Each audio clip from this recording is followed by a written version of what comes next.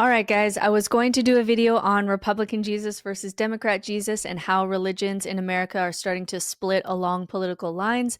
And I do want to do that video, but I have to put that on pause because Lori Vallow Daybell, whatever you want to call her, opened her mouth again. And I want to talk about how she ended up in religious delusion.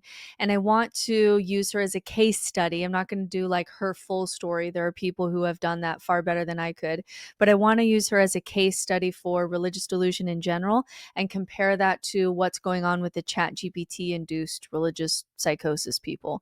As George Costanza says, you want to get nuts, let's get nuts. So let's look at a video. And you've said you'll be exonerated, and he will too. Absolutely, we will. Will that be before he's executed? Yes, Nate, before he's executed. You're well aware, I know that you are LDS as well as I am, right? And you're well aware that the three Nephites in 3rd Nephi 28 were given the death penalty 7 times. They were arrested after Jesus personally translated them, okay? They were arrested, convicted, and given the death penalty 7 times. And where are they today? I don't know. They're still wandering the earth. Yeah. They didn't get executed. So in 2017, I was told by the Lord that I was going to become like Job and lose everything. This is all the Lord's doing, and guess what? He's going to come forward and tell it all, and I don't have to. But I am writing it all down for posterity. I am writing it all down because you know what he told me? You know what Jesus told me? He said this is going to be real good scripture reading in the future. So if you go back and you read the scriptures and you find all these stories that were going on, what do you think is going to happen? These are the last days, right? We believe that. You believe that, right? Didn't you say that Jesus was going to be back before the end of that trial? Okay, who said I said that? I'm asking you, did you say No, that? absolutely You never said not. that. I have never, Chad has never, we've never given a date or a time. The prophet, July 20, where'd July 20th somebody come from? made that up and put it on there. I have never said it. Chad has never said it. We've never had a date. We're going with what the prophet says. When President Nelson gets up and says, these are the last days, we need to prepare for the second coming. So, Lori, if you could go back 6 years ago, Yeah. June of 2019, Okay. would you change anything that's happened over the past 6 years? Oh, that's a good question, Nate. I don't think I could because we were foreordained to do this mission, right? The Lord is using Chad and I right now, and this is what he's told us, as instruments in his hands. What do you think he's trying to teach the people, especially his people? His church. What do you think he's trying to teach his people right now while he separates the wheat from the tares? He has to have an earthquake. It has to be so detrimental. It has to get everybody's attention. Our case has done that. And what is he doing with that divide? He calls it, you know what Jesus told me? He calls it the great divide. What do you think he's doing with it? I don't know, but He's teaching people not to judge. Don't judge something. You weren't there. You don't know what happened. Don't judge. That's what he's doing. And he's separating the wheat from the tares right now in his own house. And he's using Chad and I to do it. So I have been following Lori and Chad since before they were cool. And by cool, I mean like, awful and terrible. I was following them when they were leading a kind of Mormon offshoot in Rexburg that was getting very prepper. It was also really getting into things like past lives and energy healings.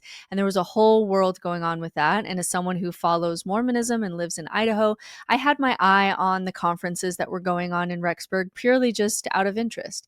And so for this episode, I'm not going to do the whole backstory on Lori. I really like the Hidden True Crime podcast. They did a fantastic, multiple episode series on her and her family. I want to talk about the development of religious delusions and how we get there and what it tells us, about the human brain in general. So first of all, I am not one to say that Mormonism itself or religion itself caused Lori Vallow. I know that there are atheists that will take that stance, but I do think that that's too simplistic to call that a one-to-one correlation. But we can definitely say that the religion fed into the underlying issues to create what we see today, and that religion can't stop it without undoing itself. They can't stop the Lori Vallows in their own congregations. So first of all, some terms. A religious delusion is a fixed false belief with religious content. So it's something that's not shared by the entire religious group. It's not open to correction, even when confronted with clear evidence. It's not metaphorical or symbolic. It's taken as literal truth.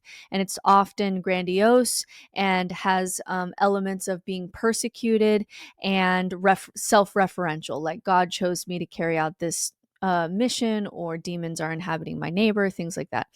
And what is so interesting, I could talk about this all day, is that if you want to call religious delusion a false fixed belief that has a religious overtone, that's like most humans, which is why it is so difficult to spot and treat and define and diagnose the Lori Vallows early on, because that's basically all religion, certainly all religions that value faith. If you value faith, which is this concept that regardless of the evidence, we are going to believe kind of in this other world here, and you want to talk about the world as a reality that you can't see, that's like half the world. We only call it, though, religious delusion versus just religion when that person kind of leaves the majority and starts doing or believing things that the majority doesn't. So the interesting thing is that even though she's saying, even in this video, she's saying hundreds of things that I have heard on a Mormon pulpit, the only thing that we use to call her delusion is she actually did something. She did actions that the rest of Mormons haven't done or wouldn't do. And so it's this really thin line versus what we call just normal religion and religious delusion. So it's like the people who say the only difference between a cult and a religion is just like a few million people. Like the construct is kind of the same. It's normalized when it's a large religion, but when you break it down, it all sounds pretty culty. Like we all call it normal that Catholics on Sunday will drink the blood of a god and eat his flesh to imbue his magical power. But if there was a cult of like 10 people that were like drinking the symbolic blood of a god to imbue magical power, we would be like, oh, that's weird. That's a cult. And so with time and scale, things that are considered culty or really weird, we just call normal religion. And you wouldn't have to go to a psychiatrist because that would just be called normal religion. So religious psychosis is different. It is a state of psychosis where the hallucinations and the delusions and the disorganized thinking is religious in nature. And so this would be like hearing God's voice, seeing angels and demons, really disorganized religious speech, rambling about spiritual topics, lots of writing, just like pages and pages and pages of writing. Some of these people can write for like 3 days straight. And then disinhibited religious behavior like public nudity, fasting till you're almost, fasting to death, attempting resurrection. And this usually occurs in schizophrenia, bipolar disorder during manic states, brief psychotic disorders where you have a psychotic break. You can have substance-induced psychosis, or temporal lobe epilepsy and some kind of neurological illness. So religious psychosis is when they are in an episode of full-on psychosis, but the theme of it is religious. So religious delusion is a symptom like a cough, and religious psychosis is like a syndrome or an episode. So it would be like pneumonia that includes a cough, but also a fever and other things too. So it's the important distinction: to be a clinical delusion, the belief has to be clearly false, held with rigid certainty, be incongruent with cultural norms. So you can't diagnose someone with delusion for holding mainstream views. They have to be like different than the cultural norm, and then cause impairment in daily functioning or decision making.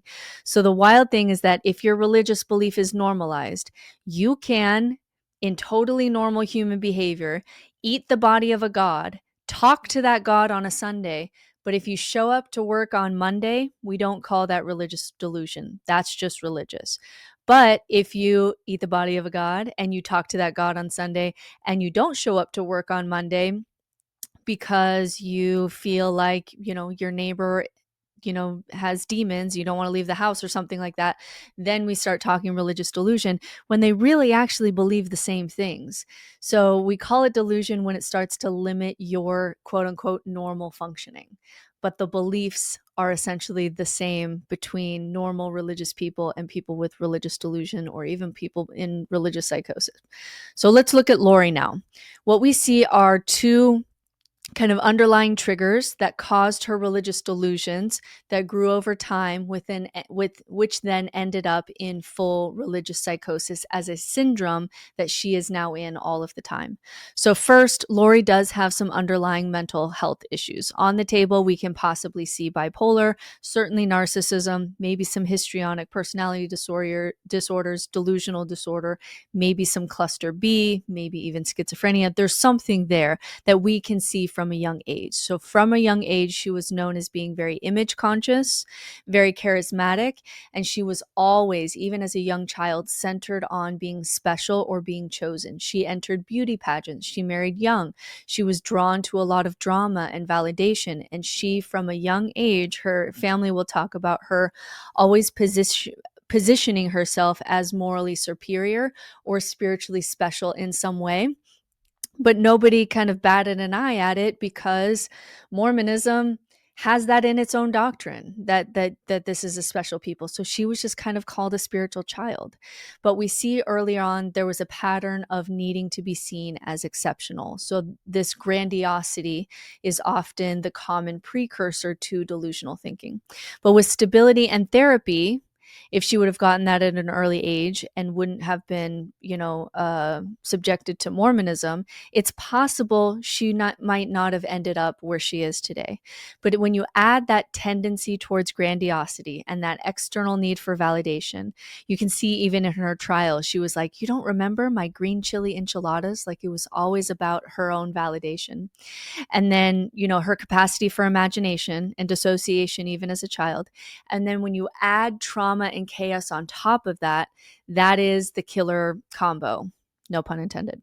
So Lori married 5 times with her, relationships, some of them being very short, very intense, very filled with chaos. She had a pattern of moving quickly and often, discarding people when they no longer aligned with her narrative of validation, and then recasting failed relationships on moral or spiritual terms. And she had a system of spiritual bypassing that allowed her to always be the hero long before meeting Chad. Like, she was the narcissistic hero and the ex was the bad guy in these very black and white ways of looking at the world. And that pattern was already there long before meeting Chad. And so when you add that to being raised LDS or Mormon, her spiritual life became increasingly rigid and dualistic. So she started to gravitate towards end times beliefs, spiritual warfare, and the belief that she was chosen to be a participant in the coming apocalypse. Again, none of that is that unusual in Mormon doctrine. So nobody really, raised any red flags. And apocalyptic beliefs are a known risk factor for religious delusion, especially when combined with personality traits like control and grandiosity and black and white moral judgment, because it's a way for this personality type to feel special and feel in control when in their life they're not getting the special attention they feel like they deserve or the level of control that they feel that they want. So that's why that personality type gets so sucked into end time beliefs. So before she met Chad Daybell, Lori was already demonstrating magical religious thinking, such as believing she was being directly guided by God and in her personal life. She claimed to have received direct revelations about her mission and who her eternal companion would be long before any diagnosis of psychosis. And all of this is normalized in Mormonism.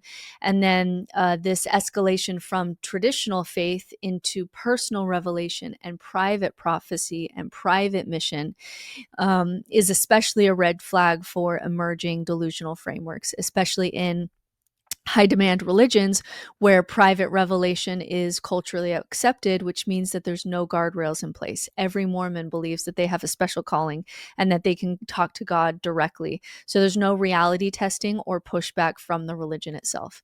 So none of these would have been clinically obvious in early childhood or adulthood, but the psychological structure that makes religious delusion likely was already there, just kind of hiding in a normalized Mormon environment. You've got the need for for control, the grandiosity, black and white morality, religious immersion, paired with trauma and emotional volatility.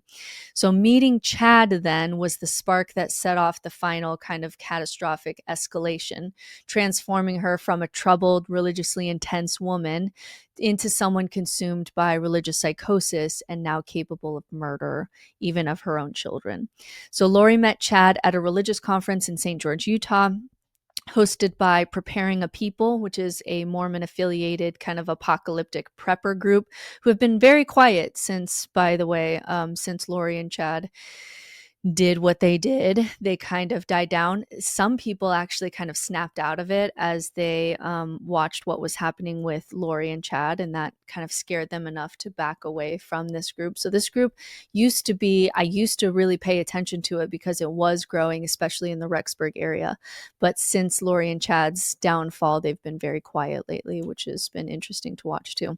So Chad was a fringe author, self-proclaimed prophet, which is why he was excommunicated early on, is because he started to claim that he was a prophet with special roles. And as soon as you start claiming that you have authority, different than, the Mormon prophet Russell M. Nelson, that's when, that's like instant communication. You can't say things like that.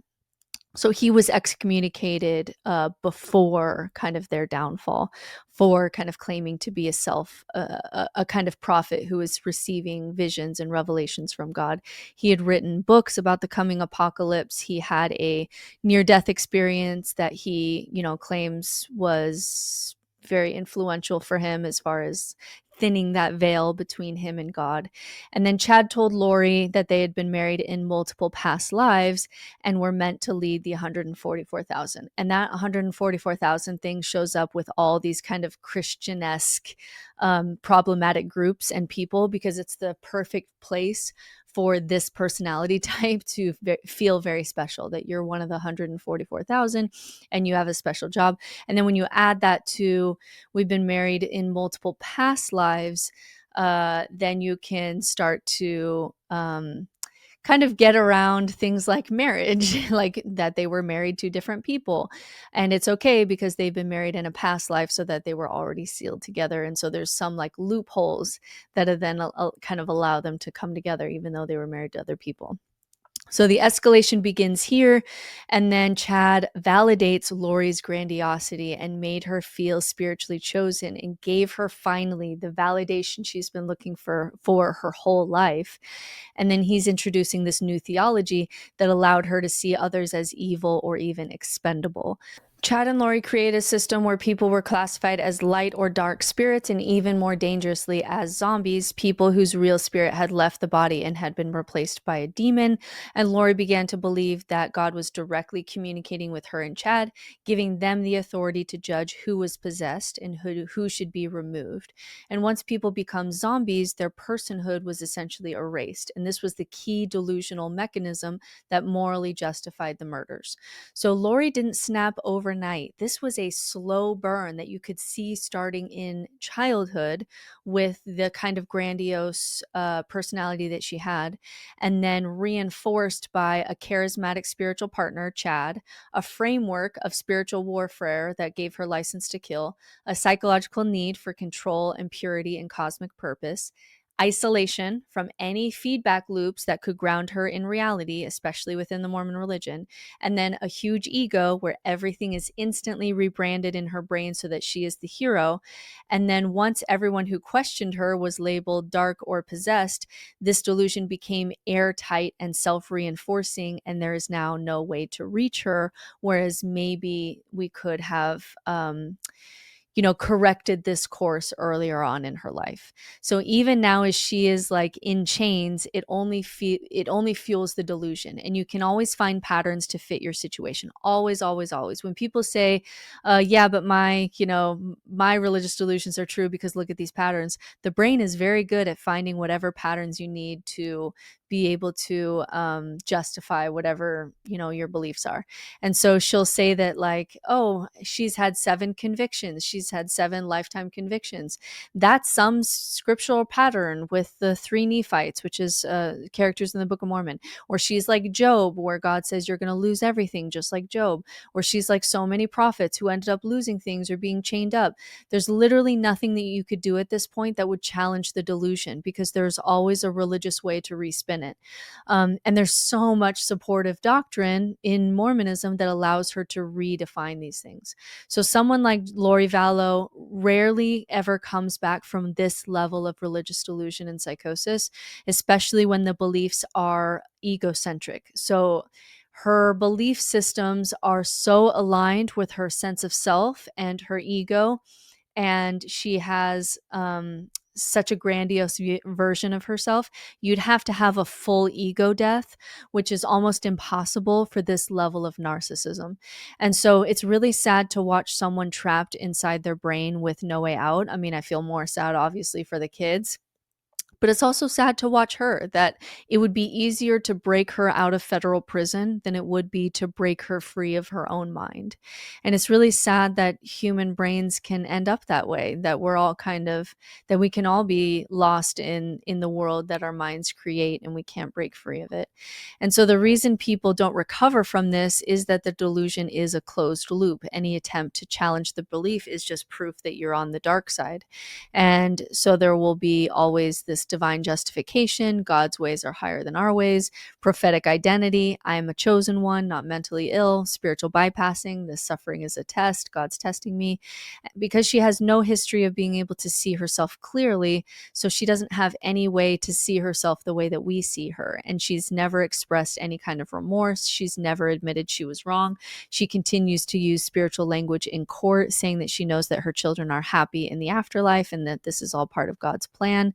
So to even have chance at recovery, Lori would need separation from all reinforcing influences, no contact with Chad or anyone who validates her worldview, long-term psychiatric care with antipsychotic medication, because many religious delusions are tied to dopamine dysregulation, and they can partially respond to medication. And there would have to be a break in the delusional system through trauma or contradiction or some type of spiritual illusionment. But there are no cracks in her system. We don't see any way in there because she can respin everything. But something would have to crack in the story that she's clinging to, like a failed prophecy or a moment of overwhelming grief. But that doesn't seem to be possible with her. And then therapy that allows for identity reconstruction, because she would have to have her ego die and she'd have to rebuild a self, and that's terrifying, especially in like a prison environment. And then it would have to include voluntary engagement, which is also very highly unlikely that you would get her on board with this process. And so at this point, the actual chances of her coming back from this kind of level of self-reinforced delusions is essentially zero. All we can do is let her die in jail, and she's going to give an interview every few years for the rest of her life, and she'll have some new reason why Jesus hasn't come yet and exonerated her, and she will do this for the rest of her life. So the pride for me, like in watching her, like her pride and grandiosity is so overwhelming that she'll say things like, Jesus needed me to be in this prison. So Jesus needed you to kill your kids because Jesus needs you in this prison to teach young women exercise skills and coping skills, because that's where God needs her. Like the level of grandiosity in that statement, because she always talks about like she's the one helping the girls in the prison eat right and exercise, that is what like Jesus needed her to do. It's just so wild. And again, if you want more on Lori's story, like I really recommend the Hidden True Crime podcast. They just did like weeks of content on her and her family and the Mormon circles they frequented in, and it's a worthy dive. But what I want to do is focus on two things. Why is it that churches can't do anything about this? And how does ChatGPT speed up this process that took Lori years to get this level of delusion?